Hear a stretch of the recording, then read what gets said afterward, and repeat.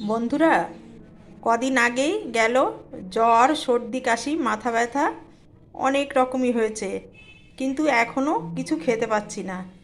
তাই মুখে রুচি ফেরানোর জন্য করছি কালো জিরে বাটা। কি করে করছি দেখো। আমি গ্যাসে কড়াইটা বসিয়ে দিয়েছিলাম, আর আমার কড়াইটাও গরম হয়ে গেছে। এবার দিয়ে দিয়েছি শুকনো লঙ্কা। শুকনো লঙ্কাটা ভাজা ভাজা হয়ে এলে দিয়ে দেব কয়েকোয়া রসুন। বেশি করে রসুন আর শুকনো লঙ্কা দিয়ে একটু ভাজা ভাজা করে নেব। এইবার রসুন আর শুকনো লঙ্কাটা ভাজা ভাজা হয়ে এসছে, এইবার দিয়ে দেব কালো জিরে।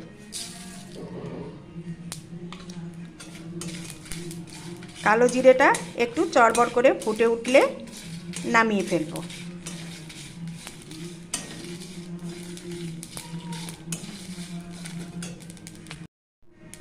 কালো জিরেটা ফুটে উঠেছে, এইবার আমি সবগুলো নামিয়ে নেব।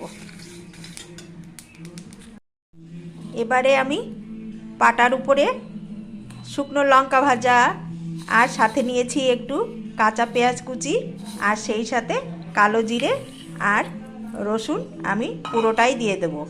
আর সেই সাথে দেব একটুখানি নুন। আর বন্ধুরা, এটা কিন্তু পাটায় না বাটলে হবে না, পাটায় বাটলেই তবে আসল স্বাদ। আমি সব কিছু একসাথে ভালোভাবে বেটে নিয়েছি, আর এখন এর মধ্যে দিয়ে দেবো কাঁচা সর্ষের তেল। আর এটা আমার এক মেয়ে, রুনু ব্লগস, ওর নাম রুনু। ও দেখতে চেয়েছিল, তাই রুনু তোমাকে বলছি এভাবে করে খেয়ে দেখো, খেতে খুব দারুণ হয়। আর এটা খেলে মুখেতেও খুব রুচি আসে। এবার রেডি হয়ে গেল আমার কালো জিরে বাটা।